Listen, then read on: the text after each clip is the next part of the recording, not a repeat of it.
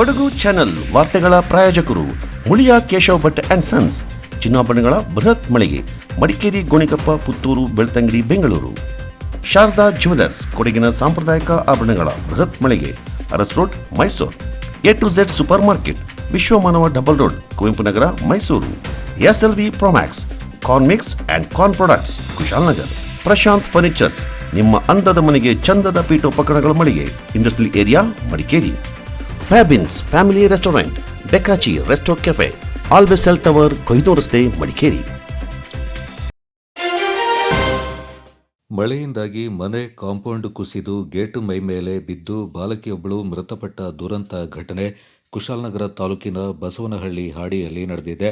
ಘಟನೆಯ ವಿಷಯ ತಿಳಿತಾ ಇದ್ದಂತೆ ಸ್ಥಳೀಯ ಶಾಸಕ ಡಾಕ್ಟರ್ ಮಂತರಗೌಡ ಅವರು ಮೃತ ಬಾಲಕಿಯ ಮನೆಗೆ ಭೇಟಿ ನೀಡಿ ಪುತ್ರಿ ಕಳ್ಕೊಂಡು ಶೋಕದಲ್ಲಿದ್ದ ಪೋಷಕರಿಗೆ ಸಾಂತ್ವನ ಹೇಳಿದರು.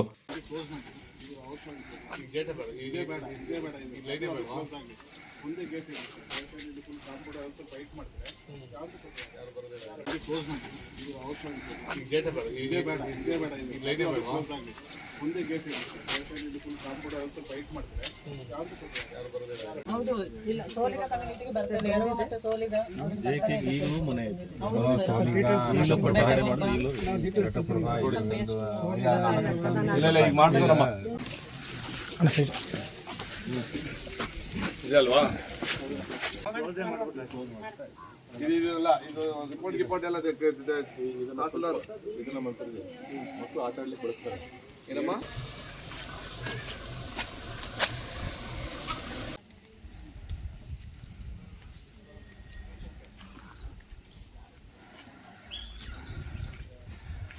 ಇದೇ ಸಂದರ್ಭ ಮೃತರ ಕುಟುಂಬಕ್ಕೆ ಸರ್ಕಾರದಿಂದ ಸಿಗಬೇಕಾದ ಪರಿಹಾರ ಧನವನ್ನು ಶೀಘ್ರವಾಗಿ ವಿತರಿಸಲು ಅಗತ್ಯ ಕ್ರಮ ಕೈಗೊಳ್ಳುವಂತೆ ಸ್ಥಳದಲ್ಲಿದ್ದ ಅಧಿಕಾರಿಗಳಿಗೆ ಸೂಚನೆಯನ್ನ ನೀಡಿದರು.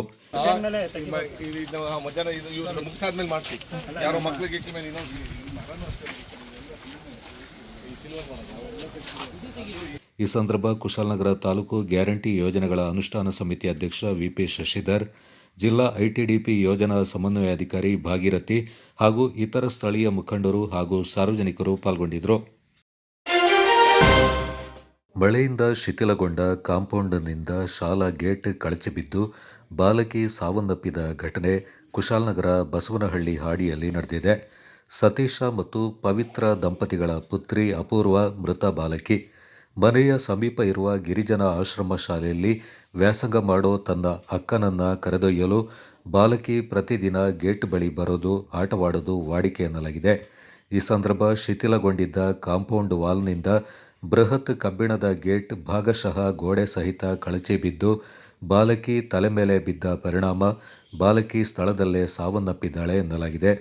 ಸ್ಥಳಕ್ಕೆ ಕುಶಾಲನಗರ ತಾಲೂಕು ಗ್ಯಾರಂಟಿ ಯೋಜನೆಗಳ ಅನುಷ್ಠಾನ ಸಮಿತಿ ಅಧ್ಯಕ್ಷ ವಿಪಿ ಶಶಿಧರ್, ಗಿರಿಜನ ಮುಖಂಡ ಆರ್.ಕೆ. ಚಂದ್ರ ಅವರು ಭೇಟಿ ನೀಡಿ ಶಾಲಾ ಮುಖ್ಯ ಶಿಕ್ಷಕರಿಂದ ಮಾಹಿತಿಯನ್ನ ಪಡ್ಕೊಂಡ್ರು. ಓಪನ್ ಮಾಡಿ ಕಾಂಪೌಂಡ್ಗೆ ಅದು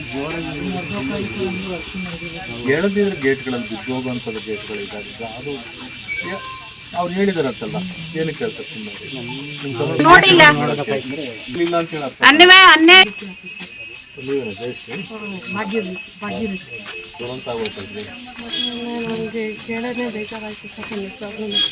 ಅಲ್ಲ. ಇಲ್ಲಿ ನೋಡಿ, ಅವ್ರು ಸಂಬಂಧಪಟ್ಟವರು ಗೇಟು ಶಿಥಿಲಾವಸ್ಥೆಯಲ್ಲಿದೆ, ಗೇಟು ಯಾವ ಹಂತದಲ್ಲಿ ಬೀಳ್ಬೋದು ಅನ್ನೋ ಮುನ್ಸೂಚನೆಯನ್ನು ಕೊಟ್ಟಿದ್ದಾರೆ. ನೀವು ಇತ್ತೀಚೆಗೆ ಪೇಂಟ್ ಮಾಡಿದ್ರಿ ಗೇಟ್ ನೋಡಿ, ಎಲ್ಲ ಮಾಡಿದಾರೆ ನೋಡಿ ಮೇಡಮ್, ಎಲ್ಲ ಇವಾಗ ಹೊಸದಾಗಿ ಮಾಡಿರೋದು, ಪೇಂಟ್ ಮಾಡಿದಾರೆ. ಬೆಳ್ಳು ಹೋಗುತ್ತೆ ಇಲ್ವ ಅಂತ ನೋಡ್ಬೇಕು. ಯಾರಾದರೂ ನ್ಯಾಚುರಲ್ ಪರಿಶೀಲನೆ ಮಾಡ್ತಾರೆ. ಅದಕ್ಕೆ ಜೊತೆಗೆ ನಿಮ್ಗೆ ಗಮನಕ್ಕೆ ತಂದಿದ್ದಾರೆ, ಈ ರೀತಿ ಗೇಟು ಅಪಾಯ ಸ್ಥಿತಿ ಇದೆ ಅಂತೇಳಿ ಗಮನಕ್ಕೆ ತಂದಿದ್ದಾರೆ. ಅವ್ರು ಹೇಳ್ತಾ ಇದ್ದಾರೆ, ಹೇಳಿದಿರ ಅಣ್ಣ ಅವ್ರು ಹೇಳಿದಾರಂತಲ್ಲ. ನಿಮಗೆ ನಿಮ್ಮನೇನು ಸಸ್ಪೆಂಡ್ ಇಟ್ಟು ನಿಮ್ನೇನು ಡಿಸ್ಮಿಸ್ ಅಂತೂ ಮಾಡ್ಲಿಕ್ಕಾಗಲ್ಲ, ಏನೋ ಮಾಡ್ಕೊಳ್ತೀರಿ, ಸಸ್ಪೆಂಡ್ ಇಡ್ಬೋದು.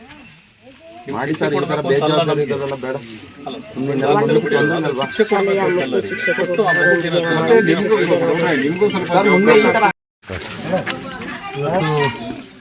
ಇವತ್ತು ಸಂಜೆ ಒಂದು ಮನ ಕಲುಕುವಂಥ ಒಂದು ಹೃದಯ ವಿದ್ರಾಹಕವಾದ ಒಂದು ಘಟನೆ ದುರದೃಷ್ಟವಶಾತ್ ಘಟಿಸಬಾರ್ದಿತ್ತು. ಇವತ್ತು ಒಂದು ಅಮಾಯಕ ಮುಗ್ಧ ಮಗು ಪರಿಶಿಷ್ಟ ಪಂಗಡದ ಒಂದು ಟ್ರೈಬಲಿಸಮ್ ಕಮ್ಯುನಿಟಿ ಸೇರಿದಂಥ ಬಡ ಕುಟುಂಬದ ಒಂದು ಮಗು ಇವತ್ತು ಆಟ ಆಡ್ತಿರೋ ವೇಳೆ ಅಲ್ಲೊಂದಷ್ಟು ಇಲಾಖೆಯಿಂದ ಅಳವಡಿಸಿರುವಂಥ ಕೆಲವು ಆಟೋಪಕರಣಗಳಿದೆ. ಸೊ ಆ ದಿಸೆಯಲ್ಲಿ ಹೋಗ್ತಿರ್ಬೇಕಾದ್ರೆ ಮಗು ದುರದೃಷ್ಟವಶ ಅದೇ ಗಳಿಗೆಯಲ್ಲಿ ಅಲ್ಲಿ ಮಳೆಯಿಂದ ಶಿಥಿಲಗೊಂಡಂಥ ಕಾಂಪೌಂಡ್ ಸಹಿತ ಗೇಟು ಕುಸಿತ ಆಗಿ ಆ ಮಗು ಮೇಲೆ ಬಿದ್ದು ಒಂದು ದಾರುಣವಾದ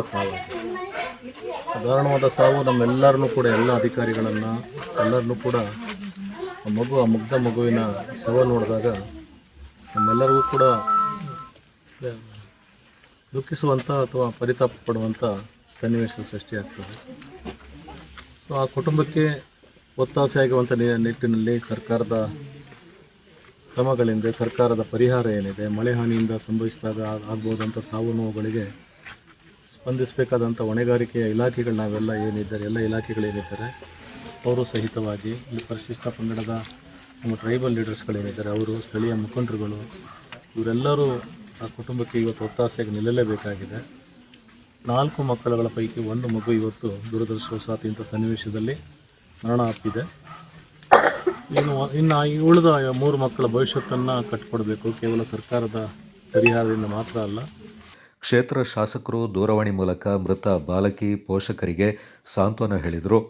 ಈ ಸಂದರ್ಭ ಜಿಲ್ಲಾ ಐಟಿಡಿಪಿ ಯೋಜನಾ ಸಮನ್ವಯಾಧಿಕಾರಿ ಭಾಗೀರಥಿ, ಸಮಾಜ ಕಲ್ಯಾಣ ಸಹಾಯಕ ನಿರ್ದೇಶಕ ಇಲಾಖೆ ಅಧಿಕಾರಿ ಸಿದ್ದೇಗೌಡ, ತಹಶೀಲ್ದಾರ್ ಕೃಷ್ಣಮೂರ್ತಿ ಮತ್ತಿತರರು ಪಾಲ್ಗೊಂಡಿದ್ದರು.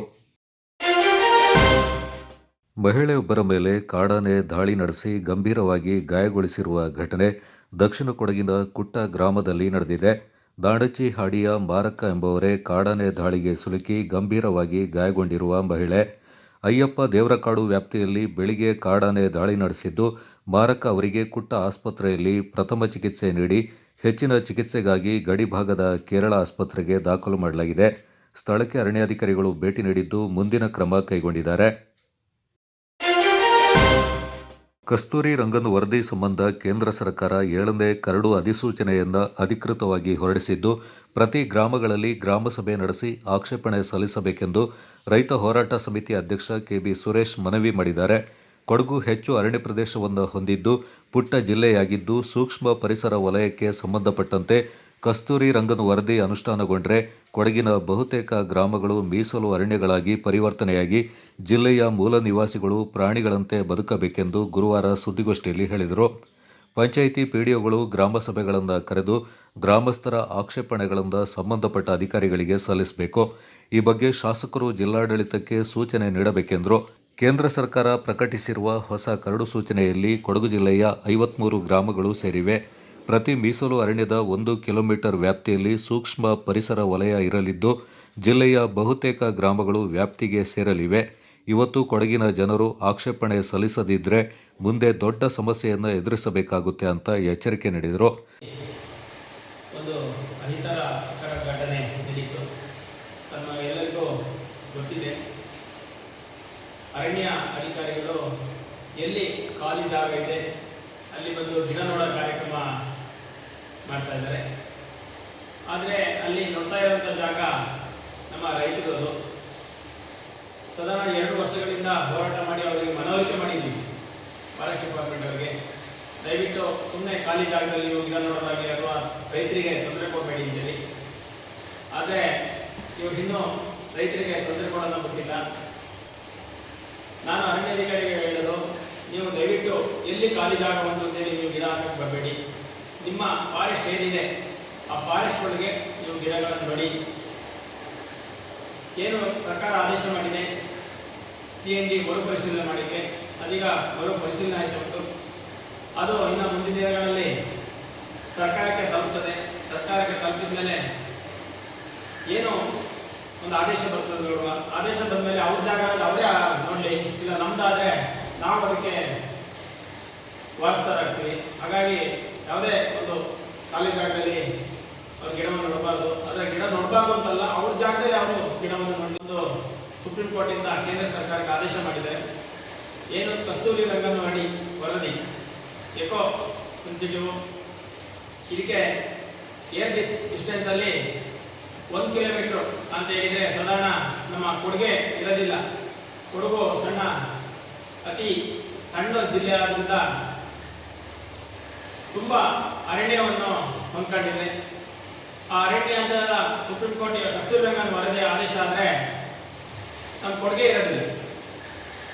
ಹಾಗಾಗಿ ಎಲ್ಲ ಗ್ರಾಮ ಸಮಿತಿಯವರಿಗೆ ನಾನು ಮನವರಿಕೆ ಮಾಡೋದೇನೆಂದರೆ, ಅವರು ಅಬ್ಜೆಕ್ಷನ್ ಕಾಲ್ ಮಾಡಿದ್ದಾರೆ. ತಾವುಗಳು ಗ್ರಾಮದಿಂದ ಪ್ರತಿ ಕೊಡಗು ಜಿಲ್ಲೆಯಲ್ಲಿ 292 ಗ್ರಾಮಗಳಿದೆ. ಪ್ರತಿ ಗ್ರಾಮಗಳಲ್ಲಿ ನೀವು ಗ್ರಾಮಸ್ಥರಿಲ್ಲ, ನೀವು ದಯವಿಟ್ಟು ಒಂದು ಅಬ್ಜೆಕ್ಷನ್ನ ಕೇಂದ್ರ ಸರ್ಕಾರಕ್ಕೆ ಕಳಿಸ್ಬೇಕು. ಅಲ್ಲಿ ಕಳಿಸಿದ್ರೆ ಅವರು ಆ ಒಂದು ನಿಮ್ದು ಏನು ಅಬ್ಜೆಕ್ಷನ್ ಇದೆ ಅದನ್ನ ಸುಪ್ರೀಂ ಕೋರ್ಟಿಗೆ ಸಲ್ಲಿಸ್ತಾರೆ. ಯಾಕೆಂದರೆ ಸುಮಾರು ವರ್ಷಗಳಿಂದ ಈ ಕಸ್ತೂರಿ ರಂಗನ್ ವರದಿಯಿಂದ ತುಂಬ ಜನ ನಿರ್ಲಕ್ಷ್ಯ ಮಾಡ್ಕೊಂಡು ಬಂದಿದ್ದಾರೆ. ಸರ್ಕಾರಗಳಾಗಿರ್ಬೋದು, ಸರಿಯಾದ ಒಂದು ಅವರು ನಮ್ಮ ಪ್ರತಿನಿಧಿಗಳಾಗಿರ್ಬೋದು ನಮ್ಮ ಗಮನ ಸೆಳೆಯಬೇಕಿತ್ತು. ಆದರೆ ಅವರು ಗಮನ ಸೆಳೆದರೆ ಇವತ್ತು ನಮ್ಮ ರೈತರಿಗೆ ಕುತ್ತಿಗೆಗೆ ಹಗ್ಗ ಬಂದಂಗಾಗಿದೆ. ಹಾಗಾಗಿ ಮತ್ತೆ ಪಂಚಾಯಿತಿಗಳಲ್ಲಷ್ಟೇ ಏನು ಈಗ ಸಾಮಾನ್ಯ ಸಭೆನ ಕರೀಬೋದು, ಆ ಸಾಮಾನ್ಯ ಸಭೆನ ಪಂಚಾಯಿತಿಗಳಲ್ಲಿ ಕರೆದು ಎಲ್ಲ ಪಂಚಾಯಿತಿ ಎಷ್ಟು ಪಂಚಾಯಿತಿ ಇದೆ ನಮ್ಮ ಕೊಡಗು ಜಿಲ್ಲೆಯಲ್ಲಿ ಎಲ್ಲ ಪಂಚಾಯಿತಿಗಳು ಸಹ ಅರಣ್ಯ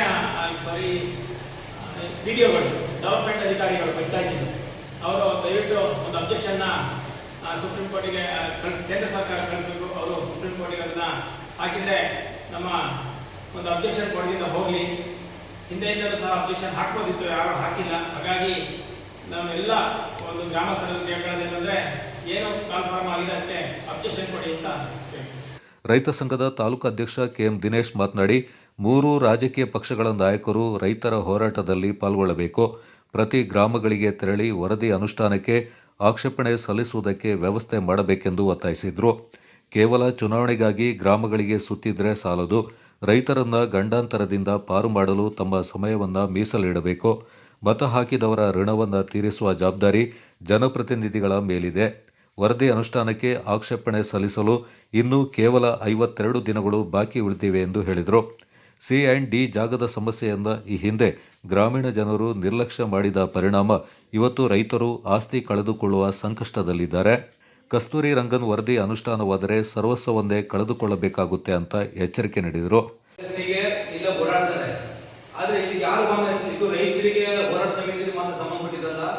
ಪ್ರತಿಯೊಬ್ಬರಿಗೂ ರೈತರಿಗೂ ನಮ್ಮ ಎಲ್ಲ ಊರಿಗೂ ನಮ್ಮ ಒಲಿಗೆ ಪ್ರಶ್ನೆ, ರಾಜಕೀಯದವರು ಇದಕ್ಕೆ ಆಸಕ್ತಿದಾರರು ಹೋರಾಟ ಮಾಡಬೇಕು.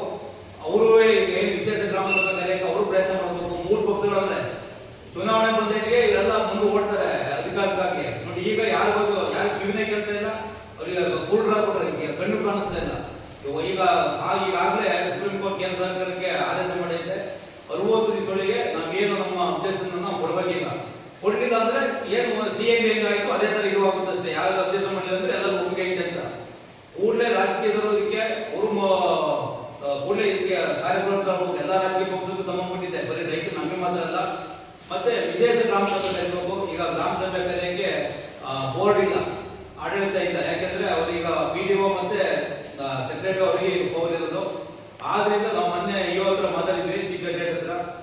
ಅವರು ನೀವು ಒಳ್ಳೆ ಮಾಡ್ತಾರೆ, ಉದ್ದೇಶ ಒಳ್ಳೇದು, ಬಟ್ ಇದ್ರು ಈ ವಿಶೇಷ ಗ್ರಾಮ ಸಭೆ ಕರೆಯೋದಕ್ಕೆ ನನಗಿಲ್ಲ. ಮಡಿಕೇರಿಯಿಂದ ನೀವೊಂದು ನಮ್ಮ ಜಿಲ್ಲಾ ಇವಿಂದ ಒಂದು ಮಾಡಿಸಿ ನನಗೆ ಆದೇಶ ಮಾಡಿಸಿ ನಾನು ಕರೀತೀನಿ. ಒಳ್ಳೆ ಕೆಲಸ ಹೇಳಿರೋರು ಅವ್ರಿಗೆ ತುಂಬಾ ಇದಾಗಿ ನೀವು ಈ ತರ ಮಾಡ್ತಿರೋ ಒಳ್ಳೆ ಕೆಲಸ ಅಂತ. ಆದ್ರಿಂದ ಈ ನಾಳೆ ನಾವು ಮಡಿಕೇರಿಗೆ ಹೋದ್ರೆ ಅಲ್ಲೇ. ಗೋಷ್ಠಿಯಲ್ಲಿ JDS ತಾಲೂಕು ಅಧ್ಯಕ್ಷ CS ನಾಗರಾಜ್, ಹೋರಾಟ ಸಮಿತಿಯ ಪ್ರಮುಖ ಮಣಿ ಕುಶಾಲಪ್ಪ ಪಾಲ್ಗೊಂಡಿದ್ದರು. ಕರ್ನಾಟಕ ಸರ್ಕಾರ ಕೊಡಮಾಡ್ತಾ ಇರುವ ಗ್ಯಾರಂಟಿ ಯೋಜನೆಗಳಲ್ಲಿ ಯುವನಿಧಿ ಕೂಡ ಒಂದು.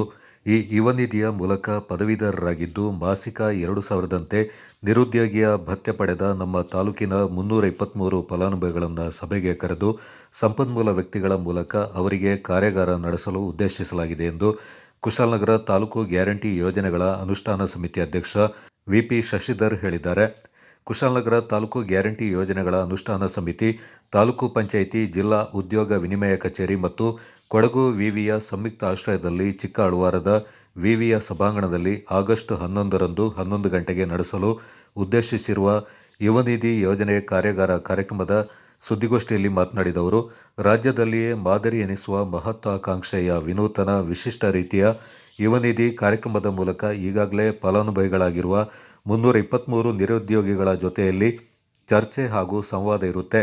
ಇವರೊಂದಿಗೆ BA, BSc, BCom ಮತ್ತು ಪಾಲಿಟೆಕ್ನಿಕ್ ತಾಂತ್ರಿಕ ಶಿಕ್ಷಣ ಪಡಿತಾ ಇರುವ ವಿದ್ಯಾರ್ಥಿಗಳನ್ನು ಕೂಡ ಈಗಾಗಲೇ ಯುವ ನಿಧಿಯಿಂದ ಫಲಾನುಭವಿಗಳಾಗಿರುವವರ ಜೊತೆಯಲ್ಲಿ ತಮಗೂ ಪ್ರೇರಕ ಶಕ್ತಿಯಾಗಲು ಉತ್ತೇಜನ ಪಡೆಯಲು ಆಹ್ವಾನಿಸಲಾಗುವುದು ಎಂದರು.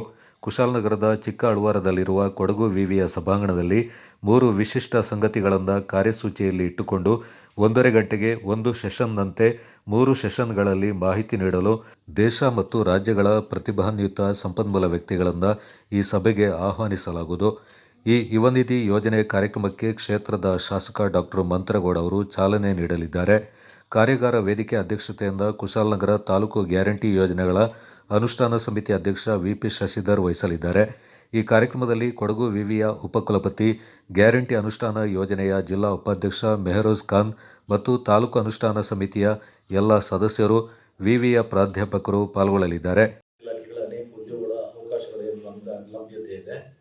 ಅದನ್ನು ಪಡೀಲಿಕ್ಕೆ ಏನೆಲ್ಲ ಕ್ರಮಗಳನ್ನ ಅನುಸರಿಸಬೇಕು, ಸೊ ಇತ್ಯಾದಿಗಳ ಬಗ್ಗೆ ಮತ್ತು ಅವರ ಆತ್ಮವಿಶ್ವಾಸವನ್ನು ವೃದ್ಧಿಸುವ, ಅವರ ಏಕಾಂಗಿತನವನ್ನು ದೂರ ಮಾಡುವ, ನಿರುದ್ಯೋಗಿಗಳು ಅಂತ ಹೇಳುವ ಅವರೊಂದು ಮಾನಸಿಕವಾದ ಒಂದು ತುಮುಲವನ್ನು ದೂರ ಮಾಡುವಂಥ ರೀತಿಯಲ್ಲಿ ಅವರಿಗೆ ಮಾನಸಿಕ ಸ್ಥೈರ್ಯ ಕೊಡುವ, ಒಂದು ಒತ್ತಾಸೆಯಾಗಿ ನಿಲ್ಬಲ್ಲ ಅಂತ ಒಂದು ಸಾಂತ್ವನದ ಮಾತುಗಳು, ಮಾನಸಿಕ ಸ್ಥೈರ್ಯ ತುಂಬುವಂಥ ನಿಟ್ಟಿನಲ್ಲಿ ಈ ಕ್ರಮಗಳನ್ನು ನಾವು ಅನುಸರಿಸಬೇಕಾಗ್ತದೆ.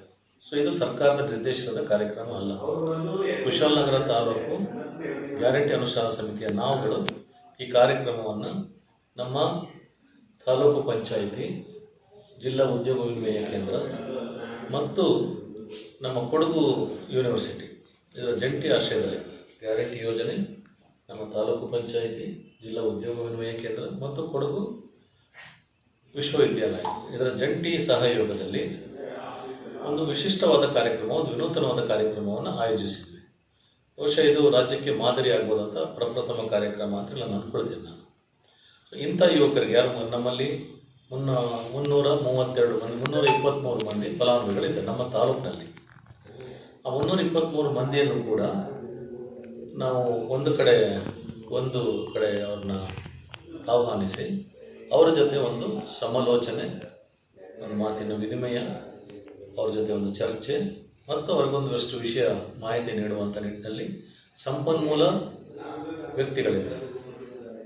ರಾಜ್ಯದ ಅಥವಾ ದೇಶದ ಬೇರೆ ಬೇರೆ ಭಾಗದಲ್ಲಿರುವಂಥ ಅತ್ಯಂತ ಸಂಪನ್ಮೂಲ ವ್ಯಕ್ತಿಗಳನ್ನು ಅವರಿಗೆ ಸಮಾಲೋಚನಾ ಕಾರ್ಯಕ್ರಮ ಅಥವಾ ಒಂದು ವಿಶಿಷ್ಟ ಸಂಕಿರಣ, ಸಂಪನ್ಮೂಲ ವ್ಯಕ್ತಿಗಳ ಒಂದು ವಿಶಿಷ್ಟವಾದ ಒಂದು ದಿನದ ಕಾರ್ಯಾಗಾರವನ್ನು ಕೂಡ ಆಯೋಜಿಸ್ತಾ ಇದ್ದೀವಿ.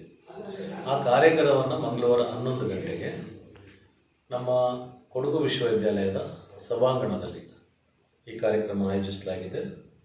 ಸೊ ಅವರು ಕೂಡ ಸಹಯೋಗವನ್ನು ಕೊಡ್ತಾ ಇದ್ದಾರೆ. ಸೊ ಸಂಪನ್ಮೂಲ ವ್ಯಕ್ತಿಗಳು ರಾಜ್ಯ ಮತ್ತು ದೇಶದ ಇತರ ಭಾಗಗಳಿಂದ ಬರ್ತಾ ಇದ್ದಾರೆ. 3 ವಿಶಿಷ್ಟವಾದ ಅಂಶಗಳನ್ನು ಇಟ್ಕೊಂಡು, ಸಂಗತಿಗಳನ್ನ ಇಟ್ಕೊಂಡು, ವಿಷಯಗಳನ್ನು ಇಟ್ಕೊಂಡು, ಕಾರ್ಯಸೂಚಿಗಳನ್ನ ಇಟ್ಕೊಂಡು ಭಾಳ ಅದಕ್ಕೆ ನಮ್ಮ ಯುವಕರಿಗೆ ಅವರ ಪ್ರಸ್ತುತವಾಗುವಂಥ ಸಮಯೋಚಿತವಾದ, ಪ್ರಸಕ್ತ ಸಮಕಾಲೀನವಾದ ಕೆಲವು ವಿಷಯಗಳೇನಿದೆ, ಎಡರು ತೊಡಕುಗಳೇನಿದೆ, ಇದನ್ನು ನಿವಾರಣೆ ಮಾಡುವಂಥ ನಿಟ್ಟಿನಲ್ಲಿ 3 ವಿಷಯ ಸೂಚಿಗಳ 1.5 ಗಂಟೆಯ 3 ಕಾರ್ಯಾಗಾರಗಳನ್ನು ನಾವು ಇಟ್ಕೊಂಡಿದ್ವಿ. ಆ ಕಾರ್ಯಕ್ರಮ ಇಟ್ಕೊಂಡಿದ್ವಿ. ಆ 3 ಕಾರ್ಯಕ್ರಮಗಳು ಕೂಡ ನಮ್ಮ ಸಂಪನ್ಮೂಲ ವ್ಯಕ್ತಿಗಳನ್ನು ನಡೆಸಿಕೊಡ್ತಾರೆ ಮತ್ತು ಚರ್ಚೆ, ಸಮಾಲೋಚನೆಗಳು ಕೂಡ ಇದೆ. ಸೊ ಈ ಕಾರ್ಯಕ್ರಮದ ಉದ್ಘಾಟನೆಯನ್ನು ಬೆಳಗ್ಗೆ 11 ಗಂಟೆಗೆ ನಾವು ಮಾನ್ಯ ಶಾಸಕರು ಈ ಕಾರ್ಯಕ್ರಮವನ್ನು, ಶ್ರೀಯುತ ಮಂತ್ರಗೌಡರು ಈ ಕಾರ್ಯಕ್ರಮವನ್ನು ಚಾಲನೆ ಕೊಡಲಿಕ್ಕೆ ಉದ್ಘಾಟನೆ ಮಾಡಲಿಕ್ಕಿದ್ದಾರೆ. ಮುಖ್ಯ ಅತಿಥಿಗಳಾಗಿ ನಮ್ಮ ಯೂನಿವರ್ಸಿಟಿಯ ಕುಲಪತಿಗಳಿರ್ತಾರೆ, ಶ್ರೀಯುತ ಅಪ್ಪಣ್ಣವರು ಇರ್ತಾರೆ, ಮಂಜುನಾಥರು ಇರ್ತಾರೆ, ನಮ್ಮೆಲ್ಲ ಅನುಷ್ಠಾನ ಸಮಿತಿಯ ಸದಸ್ಯರು ಇರ್ತಾರೆ. ಸೊ ಇದಿಷ್ಟು 4 ಇದನ್ನು ಇಟ್ಕೊಂಡು ಈ ಕಾರ್ಯಕ್ರಮವನ್ನು ಒಂದು ಪ್ರಯೋಜನಕಾರಿಯಾಗಿ, ಪರಿಣಾಮಕಾರಿಯಾಗಿ, ಒಂದು ಮಾದರಿಯಾಗಿ ಆಯೋಜಿಸಬೇಕು ಅಂತೇಳಿ ನಾವುಗಳೇ ನಮ್ಮ ಹಂತದಲ್ಲಿ ಇಂಥದ್ದೊಂದು ಕಾರ್ಯಕ್ರಮನ ಅನುಷ್ಠಾನಗೊಳಿಸ್ಲಿಕ್ಕೆ ಮಾಡ್ತಿದ್ವಿ. ಈ ಕಾರ್ಯಕ್ರಮಕ್ಕೆ ನಮ್ಮ ಉಪಾಧ್ಯಕ್ಷರು ಮೆಹರೋಜ್ ಖಾನ್ ಅವರನ್ನು ಅಥವಾ ಇನ್ಯಾರನ್ನು ಕರೆಯುವ ಆಲೋಚನೆ ಇದೆ. ಅವರು ಕೂಡ ಸಂಪರ್ಕ ಮಾಡಲಿಕ್ಕೆ ಪ್ರಯತ್ನ ಮಾಡ್ತೀವಿ. ನಮ್ಮ ಜಿಲ್ಲೆ ಉಸ್ತುವಾರಿಗಳಿದ್ದಾರೆ, ಅವ್ರನ್ನ ಕರೀಲಿಕ್ಕಿರುವಂಥ ಆಲೋಚನೆ ಇದೆ.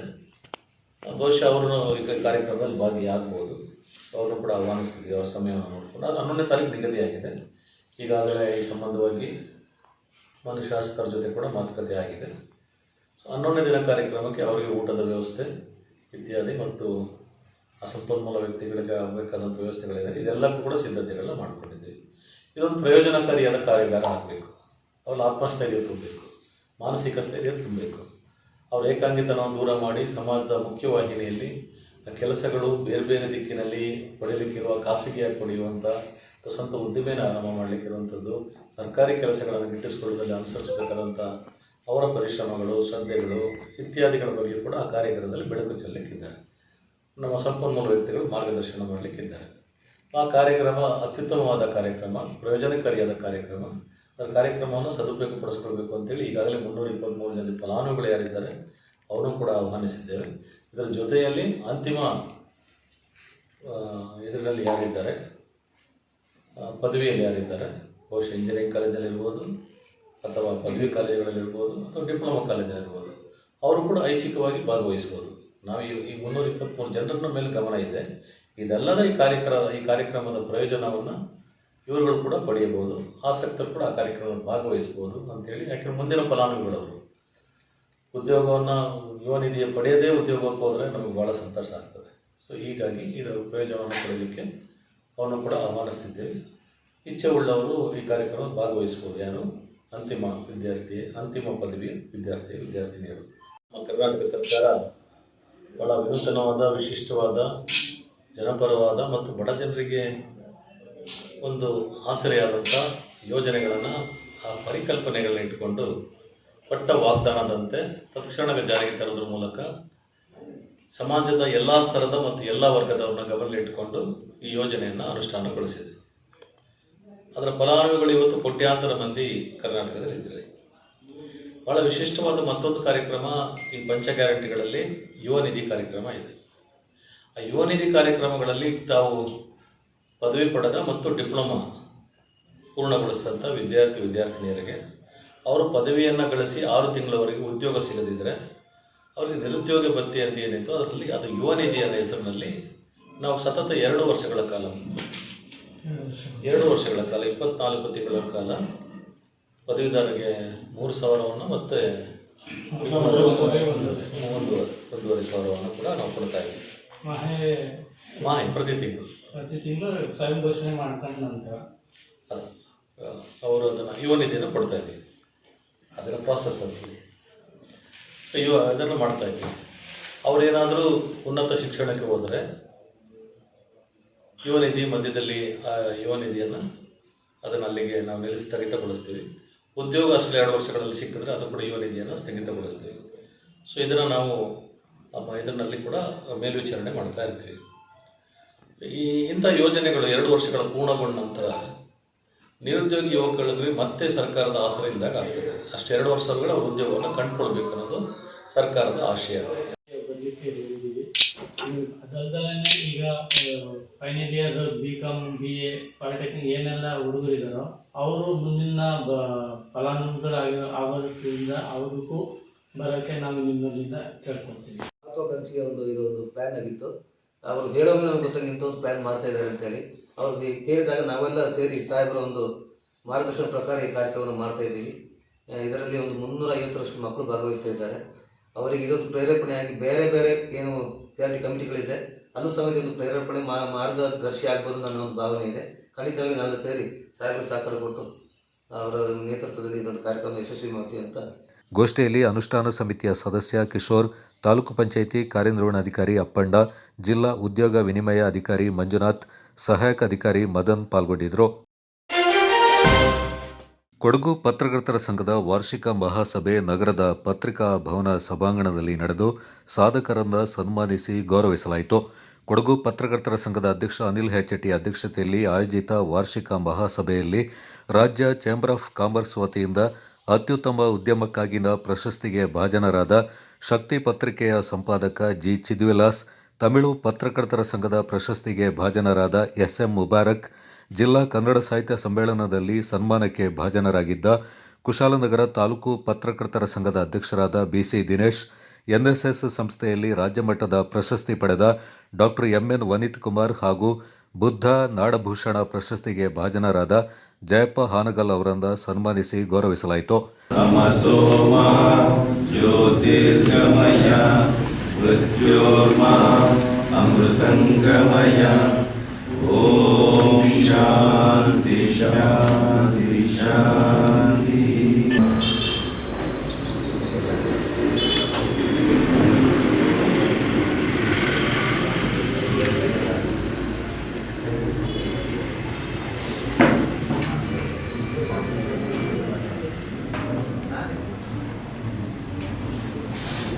ಸಾಧಕರ ಸನ್ಮಾನವನ್ನು ಸಂಘದ ಅಧ್ಯಕ್ಷ ಅನಿಲ್ ಹೆಚ್ಟಿ, ಸಂಘದ ಸಲಹೆಗಾರರಾದ ಟಿಪಿ ರಮೇಶ್, ಕೊಡಗು ಪತ್ರಿಕಾ ಭವನ ಟ್ರಸ್ಟ್ ಮ್ಯಾನೇಜಿಂಗ್ ಟ್ರಸ್ಟಿಗಳಾದ ಎಂಪಿ ಕೇಶವ ಕಾಮತ್, ಸಂಘದ ಸ್ಥಾಪಕಾಧ್ಯಕ್ಷ ಎಸ್ಎ ಮುರಳೀಧರ್ ಸೇರಿದಂತೆ ಸಂಘದ ಪದಾಧಿಕಾರಿಗಳು ನಡೆಸಿಕೊಟ್ಟರು.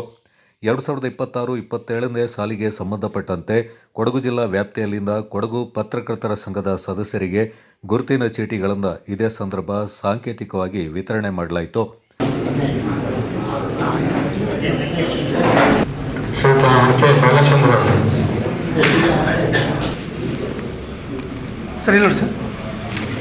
ಸಭಾಧ್ಯಕ್ಷತೆ ವಹಿಸಿದ್ದ ಕೊಡಗು ಪತ್ರಕರ್ತರ ಸಂಘದ ಅಧ್ಯಕ್ಷ ಅನಿಲ್ ಹೆಚ್ಟಿ ಮಾತನಾಡಿ, ಸಂಘದ ಸ್ವಾಸ್ಥ್ಯ, ಸುಂದರ ಮತ್ತು ಸದೃಢ ಸಮಾಜ ನಿರ್ಮಾಣ ಧ್ಯೇಯವಾಕ್ಯಕ್ಕೆ ಪೂರಕವಾಗಿ ಸಂಘ 10 ಕಾರ್ಯಕ್ರಮಗಳನ್ನು ಹಮ್ಮಿಕೊಂಡು ಬರುವ ಮೂಲಕ ಜನಮನವನ್ನು ತಲುಪಿರುವ ತೃಪ್ತಿ ಇರುವುದಾಗಿ ತಿಳಿಸಿದರು. ಅಧ್ಯಕ್ಷರು ತುರ್ತಾಗಿ ಅವರ ಕೆಲಸದಿಂದ ಹೋಗಿದ್ದಾರೆ. ಹೀಗಾಗಿ ಅವರ ವರದಿ ಇಲ್ಲ ಅಂದ್ಕೊಂಡಿದ್ದೇನೆ. ಹೊಸಪೇಟೆ ತಾಲೂಕು ಸಂಘದ ವರದಿ ಇಲ್ಲ. ಒಂದು ನನಗೆ ಗೊತ್ತಿದ್ದಾಗೆ ಒಂದು ಕಾರ್ಯಕ್ರಮವನ್ನು ಅವರು ಕಾಮಧೇನು ಗೋಶಾಲೆಯಲ್ಲಿ ಅಮ್ಮತ್ತಿಯಲ್ಲಿ ಕಥೆ ಹೇಳುವ ಮತ್ತು ಕಥೆ ಕೇಳುವ ಒಂದು ಕಾರ್ಯಕ್ರಮವನ್ನು ಕಳೆದ ವರ್ಷ ಏರ್ಪಡಿಸಿದ್ರು. ಪಾಲಿನ ಕಲ್ಪತರು ನೀನೇ, ಪಾದಪದ ಶುಕ್ಲದ ಚೌತಿಯಂದು ನೀ ಮನೆ ಮನೆಗೂ ದಯ ಮಾಡಿ ಹರಸು ಎಂದು. 12/4/2025 ವಿರಾಜಪೇಟೆ ತಾಲೂಕಿನ ಪಾಲಿಪೇಟದ ಟಾಟಾ ಕಾಫಿ ಸಂಸ್ಥೆ ಮೈದಾನದಲ್ಲಿ ಕೊಡಗು ಪತ್ರಕರ್ತರ ಸಂಘ ಮತ್ತು ಕೂರ್ಗ್ ಕ್ರಿಕೆಟ್ ಅಸೋಸಿಯೇಷನ್ ತಂಡಗಳ ನಡುವೆ ಕೂರ್ಗ್ ಕ್ರಿಕೆಟ್ ಅಸೋಸಿಯೇಷನ್ ಆಯೋಜಿಸಿದ ಪ್ರದರ್ಶನ ಪಂದ್ಯಾಟದಲ್ಲಿ ಕ್ರಿಕೆಟ್ ಪಂದ್ಯಾಟವನ್ನು ಆಡಲಾಯಿತು. ಪ್ರದರ್ಶನ ಪಂದ್ಯದಲ್ಲಿ ಆಟವಾಡಿದ 2 ತಂಡಗಳಿಗೆ ನೆನಪಿನ ಕಾಣಿಕೆಯನ್ನು ಕೂರ್ಗ್ ಕ್ರಿಕೆಟ್ ಅಸೋಸಿಯೇಷನ್ ಪದಾಧಿಕಾರಿಗಳ ವತಿಯಿಂದ ನೀಡಲಾಯಿತು. ಡೆಪಾಸಿಟ್ 1,50,000 ನೇಮ್ ಬೋರ್ಡ್ ಎಕ್ಸ್ಪೆನ್ಸ್, ಒಂದು ಬೋರ್ಡ್ ಅನ್ನು ಪತ್ರಿಕಾ ಭವನಕ್ಕೆ ಅಳವಡಿಸಬೇಕು ಅಂತ ಹೇಳಿ ಮಾಡಿದ್ರೆ ಅದು ಅಳವಡಿಸಲಿಕ್ಕೆ ಆಗಲಿಲ್ಲ. 4,800 ರೂಪಾಯಿ. ಬ್ಯಾಂಕ್ ಚಾರ್ಜ್ 172 ರೂಪಾಯಿ. Membership welfare funds 20,000. ಕೂಡ ಆ ಒಂದು ಕ್ಷೇತ್ರದಲ್ಲಿ ಅವಶ್ಯಕತೆ ಇದ್ದವರು ಉಚಿತವಾಗಿ ಕನ್ನಡಕವನ್ನು ಸಹ ಪಡೆದುಕೊಂಡಿದ್ದಾರೆ. ಹೀಗಾಗಿ ಇದರ ಬಗ್ಗೆ ಒಂದು ವರದಿಯನ್ನು ಮುಂದೆ ಇದೆ. ಆತ್ಮೀಯ ಪತ್ರಕರ್ತರ ಸಿಬ್ಬಂದಿ ಹಾಗೂ ಗೌರವಾನ್ವಿತ ಸದಸ್ಯರೇ, ಕೊಡಗು ಪತ್ರಕರ್ತರ ಸಂಘದ ಕ್ಷೇಮಾಭಿವೃದ್ಧಿ ಸಮಿತಿಯ 2025-26ನೇ ಸಾಲಿನ ಕಾರ್ಯಚಟುವಟಿಕೆಗಳ ವಾರ್ಷಿಕ ವರದಿಯನ್ನು ತಮ್ಮೆಲ್ಲರ ಮುಂದೆ ಇಡ್ತಿದ್ದೇನೆ. ಮೊದಲ ಸಭೆ ಹಾಗೂ ಪ್ರಮುಖ ತೀರ್ಮಾನಗಳು. ಕ್ಷೇಮಾಭಿವೃದ್ಧಿ ಸಮಿತಿಯ 2025-26ನೇ ಸಾಲಿನ ಪ್ರಥಮ ಸಭೆಯು 9/8/2025 ಮಡಿಕೇರಿಯ ಪತ್ರಿಕಾ ಭವನದಲ್ಲಿ ಜರುಗಿತು. ಈ ಸಭೆಯಲ್ಲಿ ಪತ್ರಕರ್ತರು, ಅವರ ಕುಟುಂಬಸ್ಥರು, ಮಾಧ್ಯಮ ಪ್ರತಿನಿಧಿಗಳು, ಪತ್ರಿಕಾ ವಿತರಕರು ಹಾಗೂ ಸಾರ್ವಜನಿಕರ ಆರೋಗ್ಯ ರಕ್ಷಣೆಯ ದೃಷ್ಟಿಯಿಂದ ಬೃಹತ್ ಆರೋಗ್ಯ ತಪಾಸಣಾ ಶಿಬಿರವನ್ನು ಆಯೋಜಿಸಲು ಸರ್ವಸಮ್ಮತ ನಿರ್ಧಾರ ಕೈಗೊಳ್ಳಲಾಯಿತು. ಬೃಹತ್ ಉಚಿತ ಆರೋಗ್ಯ ತಪಾಸಣಾ ಶಿಬಿರ ಸಭೆಯ ತೀರ್ಮಾನದಂತೆ ದಿನಾಂಕ 19/9/2025 ಮಡಿಕೇರಿಯ ಕಾವೇರಿ ಭಾಗದಲ್ಲಿ ಬೃಹತ್ ಆರೋಗ್ಯ ತಪಾಸಣಾ ಶಿಬಿರವನ್ನು ಯಶಸ್ವಿಯಾಗಿ ಆಯೋಜಿಸಲಾಯಿತು. ವೈದ್ಯಕೀಯ ನೆರವು. ಕೊಡಗು ವೈದ್ಯಕೀಯ ವಿಜ್ಞಾನ ಸಂಸ್ಥೆ ವಿವಿಧ ವಿಭಾಗಗಳ 40 ಮಂದಿ ವೈದ್ಯರು ಹಾಗೂ 15 ಮಂದಿ ವೈದ್ಯಕೀಯ ಸಿಬ್ಬಂದಿಗಳು ಶಿಬಿರದಲ್ಲಿ ಸಕ್ರಿಯವಾಗಿ ಭಾಗವಹಿಸಿ ಉಚಿತ ಉತ್ತಮ ಸೇವೆಯನ್ನು ನೀಡಿದರು. 2,400 ರೂಪಾಯಿ. ಇದರಲ್ಲಿ ಪುಟ್ಟ ಹೇಗೆ ಅಂತ ಹೇಳಿದ್ರೆ, ನಮಗೆ ಒಬ್ರು ಅವರಾಗೆ ಸ್ವಯಂವಾಗಿ ನಮಗೆ ಊಟದ ಖರ್ಚು ನೋಡಿಕೊಂಡು ಇದು ಸಣ್ಣದಾದ ಕಾಫಿ ತಿಂಡಿ ಅಂತ ಪುಟ್ ಮಾತ್ರ ನಾವು ಮೆನ್ಷನ್ ಮಾಡಿದ್ವಿ. ಅದು ಅವರೇ ಕೊಟ್ಟಿದ್ರಿಂದ ಅದನ್ನ ಇಲ್ಲಿ ದಾಖಲು ಮಾಡ್ಲಿಕ್ಕೆ ಆಗಲಿಲ್ಲ. ಹಾಗೆ ಕ್ಲೀನಿಂಗ್ ಎಕ್ಸ್ಪೆನ್ಸು 10,000 ರೂಪಾಯಿ. ಅಲ್ಲ, ಕ್ಲೀನಿಂಗ್ ಎಕ್ಸ್ಪೆನ್ಸು 2,400. ಆಲ್ ರೆಂಟ್ 10,000 ರೂಪಾಯಿ ಕಾವೇರಿಯವರಿಗೆ ಕೊಟ್ಟದ್ದು.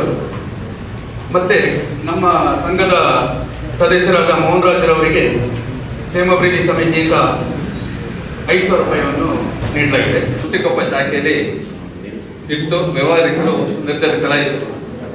17/7/2025 ಗುರುವಾರದಂದು ಸಂಘದ ಸಾಮಾನ್ಯ ಸಭೆಯು ನಡೆಯಿತು. ಈ ಸಭೆಯಲ್ಲಿ ಜ್ಞಾನಗಂಗಾ ದತ್ತಿನಿಧಿಗೆ ಹಿರಿಯ ಪತ್ರಕರ್ತ ಶ್ರೀ ಕೆ.ಎಚ್. ಶಿವಣ್ಣ ಅವರನ್ನು ಆಯ್ಕೆ ಮಾಡಲಾಯಿತು. ಆಗಸ್ಟ್ 19ರಂದು ನಡೆದ ವಿಶ್ವ ಛಾಯಾಗ್ರಾಹಕರ ದಿನದಂದು ಪ್ರದಾನ ಮಾಡಲು ನಿರ್ಧರಿಸಲಾಗಿತ್ತು. ಈ ಮೊದಲು ಏಪ್ರಿಲ್ 11, 2025ರಂದು ಸುಂಟಿಕೊಪ್ಪದ ಗುಟುಗುಟಿ ಮಂಜುನಾಥಯ್ಯ VSSN ಸಭಾಂಗಣದಲ್ಲಿ ಮಾಧ್ಯಮ ಸಂವಾದ ನಡೆಸುವ ಮೂಲಕ ಸುಂಟಿಕೊಪ್ಪ ಭಾಗದಲ್ಲಿ ಜ್ವಲಂತ ಸಮಸ್ಯೆಗಳ ಕುರಿತು ಬೆಳಕು ಚೆಲ್ಲುವ ಮೂಲಕ ಅಧಿಕಾರಿಗಳೊಂದಿಗೆ ನೇರ ಸಂಪರ್ಕ. 21ರಂದು PUC ವಿದ್ಯಾರ್ಥಿಗಳಿಗೆ 1 ದಿನದ IAS, IPS ಮತ್ತು ಬ್ಯಾಂಕ್ ಉದ್ಯೋಗದ ಬಗ್ಗೆ ನುರಿತ ತಜ್ಞರೊಂದಿಗೆ ಕಾರ್ಯಾಗಾರ ನಡೆಸಲಾಯಿತು. ಇದರಲ್ಲಿ ಹೈಕೋರ್ಟ್ ಮುಖ್ಯ ನ್ಯಾಯಾಧೀಶರಾದ ಶ್ರೀ HP ಸಂದೇಶ್, IGP ಶ್ರೀ ಬೋರಡಿಗೆ ಲಿಂಗಯ್ಯ, ಹಾಸನದ ಆದಿಚುಂಚನಗಿರಿ ಮಠಾಧೀಶರಾದ ಶ್ರೀ ಶಂಭುನಾಥ ಸ್ವಾಮೀಜಿ, IAS ಅಕಾಡೆಮಿಯ ಶ್ರೀ ಶ್ರೀನಿವಾಸ್ ಸೇರಿದಂತೆ ಹಲವು ಪ್ರಮುಖರು ಪಾಲ್ಗೊಂಡು ವಿದ್ಯಾರ್ಥಿಗಳಿಗೆ ಮಾರ್ಗದರ್ಶನ ಮಾಡಿದರು. ತಾಲೂಕು ಪತ್ರಕರ್ತರ ಸಂಘ ಹಾಗೂ ಕಂಪನಿಯ ಸಂಸ್ಥೆ ವತಿಯಿಂದ ಶನಿವಾರ ಸಂತೆ ಪತ್ರಿಕಾ ಭವನದಲ್ಲಿ ಜೂನ್ 6ರಂದು ಸಾರ್ವಜನಿಕರಿಗೆ 1 ವಾರದ ಫುಡ್ ಥೆರಪಿ ಕಾರ್ಯಾಗಾರಕ್ಕೆ ಚಾಲನೆ ನೀಡಲಾಯಿತು. ಸೋಮವಾರಪೇಟೆ ಪತ್ರಿಕಾ ಭವನದಲ್ಲಿ ಜೂನ್ 12ರಂದು 24-25ನೇ ಸಾಲಿನಲ್ಲಿ SSLC ಮತ್ತು PUC ವಿಭಾಗದಲ್ಲಿ ಸಾಧನೆಗೈದ ಕಾರ್ಯಕ್ರಮದಲ್ಲಿ ಪ್ರಧಾನ ಕಾರ್ಯದರ್ಶಿ ಸುರೇಶ್ ಬೆಳಗೇರಿ, ಕೋಶಾಧಿಕಾರಿ TK ಸಂತೋಷ್, ಸಂಘದ ಕ್ಷೇಮಾಭಿವೃದ್ಧಿ ನಿಧಿ ಅಧ್ಯಕ್ಷರಾದ GV ರವಿಕುಮಾರ್, ಪ್ರಧಾನ ಕಾರ್ಯದರ್ಶಿ ಅರುಣ್ ಕೂರ್ಗ್, ಪತ್ರಕರ್ತ ನವೀನ್ ಚಿಣ್ಣಪ್ಪ, ಉಪಾಧ್ಯಕ್ಷ ತೇಲಪಂಡ ಕವನ್ ಕಾರ್ಯಪ್ಪ ಪಾಲ್ಗೊಂಡಿದ್ದರು. ಅನಿಲ್, ವಿನೋದ್ ಮುಡಗದ್ದೆ, ಸುನಿಲ್, ರವಿಕುಮಾರ್, PM ರವಿ ಸನ್ಮಾನಿತರನ್ನ ಪರಿಚಯಿಸಿದರು. ಕುಶಾಲನಗರದ ಕೊಡಗು ಬಸವೇಶ್ವರ ಸೌಹಾರ್ದ ಸಹಕಾರಿ ಸಂಘವು ಸುಮಾರು 30 ತಿಂಗಳ ಹಿಂದೆ ಪ್ರಾರಂಭಗೊಂಡು ಮಾರ್ಚ್ 26ರ ಅಂತ್ಯದವರೆಗೆ 1364 ಸದಸ್ಯರನ್ನು ಹೊಂದಿದೆ ಎಂದು ಸಂಘದ ಅಧ್ಯಕ್ಷ TS ಶಾಂಬಾ ಶಿವಯ್ಯ ಹೇಳಿದ್ದಾರೆ. ಸುದ್ದಿಗೋಷ್ಠಿಯಲ್ಲಿ ಮಾತನಾಡಿದವರು, ಸಂಘವು ಉತ್ತಮ ಸದಸ್ಯರನ್ನು ಹೊಂದಿದ್ದು 18.38 ಕೋಟಿ ವಹಿವಾಟನ್ನು ನಡೆಸಿದೆ. ಸಂಘದ ಮೂಲಕ ಸಾಲ ಪಡೆದ ಹಣವನ್ನು ಸಂಬಂಧಪಟ್ಟ ಸದಸ್ಯರು 100% ಮರುಪಾವತಿ ಮಾಡಿದ್ದಾರೆ. ಈ ಮೂಲಕ ವಾರ್ಷಿಕ ಆದಾಯ ಸಂಘಕ್ಕೆ ಸುಮಾರು 2.50 ಲಕ್ಷ ಲಾಭಾಂಶ ಬಂದಿದೆ ಎಂದು ಹೇಳಿದರು. ಈ ಸೌಹಾರ್ದ ಸಂಘದಲ್ಲಿ ಸದಸ್ಯರಿಗೆ ಅನುಕೂಲವಾಗುವ ರೀತಿಯಲ್ಲಿ ಜಾಮೀನು ಸಾಲ, ವ್ಯಾಪಾರ ಸಾಲ, ಪಿಗ್ಮಿ ಸಾಲ, ಸ್ವಸಹಾಯ ಗುಂಪುಗಳಿಗೆ ಸಾಲ ಸೌಲಭ್ಯ, ವಾಹನಗಳಿಗೆ ಮತ್ತು ಸಂಘದಿಂದ ನೀಡುವ ಸಾಲಕ್ಕೆ ವಿಮಾ ಸೌಲಭ್ಯ ಇರುತ್ತೆ. ನಿರಕು ಠೇವಣಿಗಳಿಗೆ ಆಕರ್ಷಕ ಬಡ್ಡಿ ವ್ಯವಸ್ಥೆ ಕೂಡ ಇರುತ್ತೆ ಎಂದರು. ಸಂಘದ 2025-26ನೇ ಸಾಲಿನ ವಾರ್ಷಿಕ ಮಹಾಸಭೆಯಿಂದ ಆಗಸ್ಟ್ 16ರಂದು ಭಾನುವಾರ 11 ಗಂಟೆಗೆ ಕುಶಾಲನಗರ APCMS ಸುವರ್ಣ ಮಹೋತ್ಸವ ಸಭಾಂಗಣದಲ್ಲಿ ನಡೆಸಲಾಗುತ್ತೆ. ಸಭೆಗೆ ಬರುವ ಸಂಘದ ಸದಸ್ಯರು ಸಂಘದ ಗುರುತಿನ ಚೀಟಿ ಮತ್ತು ಮಹಾಸಭೆಯ ಆಮಂತ್ರಣ ಪತ್ರಿಕೆಯನ್ನು ತಮ್ಮೊಂದಿಗೆ ತರಲು ಅಧ್ಯಕ್ಷರು ವಿನಂತಿಸಿದ್ದಾರೆ. ಪತ್ರಕರ್ತರು ಎಲ್ಲರೂ ನಮ್ಮ ಸಂಸ್ಥೆಗೆ ಬಂದಿರೋದ್ರಿಂದ ತುಂಬಾ ಖುಷಿಯಾಗಿದೆ. ಯಾಕೆಂದರೆ ನಾವು ಅಲ್ಲಿ ಬರೋದಕ್ಕಿಂತ ನಮ್ಮ ಸಂಸ್ಥೆಗೆ ನೀವು ಬಂದಿರೋದ್ರಿಂದ ಎಲ್ಲರನ್ನೂ ಆತ್ಮೀಯವಾಗಿ ಸ್ವಾಗತ ಮಾಡ್ಕೊತಾ ಇದ್ದೇವೆ. ಕೊಡಗು ಶ್ರೀ ಬಸವೇಶ್ವರ ಸೌಹಾರ್ದ ಸಹಕಾರಿ ಸಂಘ ನಿಯಮಿತ ಇದು ಪ್ರಾರಂಭ ಆಗಿ ಹೆಚ್ಚು ಕಡಿಮೆ ಒಂದು ಎರಡೂವರೆ ವರ್ಷ ಪ್ರಾರಂಭ ಆಗಿ 2.5 ವರ್ಷ ಆಗಿದೆ. ಸೊ ಇದರ 25-26ನೇ ಸಾಲಿನ ವಾರ್ಷಿಕ ಸಾಮಾನ್ಯ ಸಭೆಯು ಆಗಸ್ಟ್ ತಿಂಗಳ 16ನೇ ತಾರೀಕು ಭಾನುವಾರದಂದು ಕುಶಾಲನಗರದಲ್ಲಿ ಹಮ್ಮಿಕೊಳ್ಳಲಾಗಿದೆ. ಇದು ನಡೆಯುವ ಸ್ಥಳ APCMS ಹಾಲ್, ಭಾರತ್ ಗ್ಯಾಸ್ ಪಕ್ಕದ ಬಿಲ್ಡಿಂಗಲ್ಲಿ ಬೆಳಗ್ಗೆ 11 ಗಂಟೆಗೆ. ಸೊ ಎಲ್ಲ ಷೇರುದಾರರಿಗೆ ಈಗಾಗಲೇ ಆಹ್ವಾನ ಪತ್ರಿಕೆ ಕಳಿಸಲಾಗಿದೆ. ಆಹ್ವಾನ ಪತ್ರಿಕೆ ತಲುಪದೇ ಇರುವವರಿಗೆ ಪತ್ರಿಕೆಯಲ್ಲಿ ಹೊರಡಿಸಿರುವ ಪ್ರಕಟಣೆಯು ತಮಗೆಂದು ಭಾವಿಸಿ ಅಂದಿನ ಸಭೆಯಲ್ಲಿ ಭಾಗಿಯಾಗಿ ಸಲಹೆ ಸೂಚನೆಗಳನ್ನು ಕೊಟ್ಟು ಸಂಘವನ್ನು ಇನ್ನಷ್ಟು ಮುಂದೆ ತೆಗೆದುಕೊಂಡು ಹೋಗಲು ಸಹಕಾರಿಯಾಗಬೇಕೆಂದು ಈ ಮೂಲಕ ವಿನಂತಿಸಿಕೊಳ್ಳಲಾಗುತ್ತದೆ.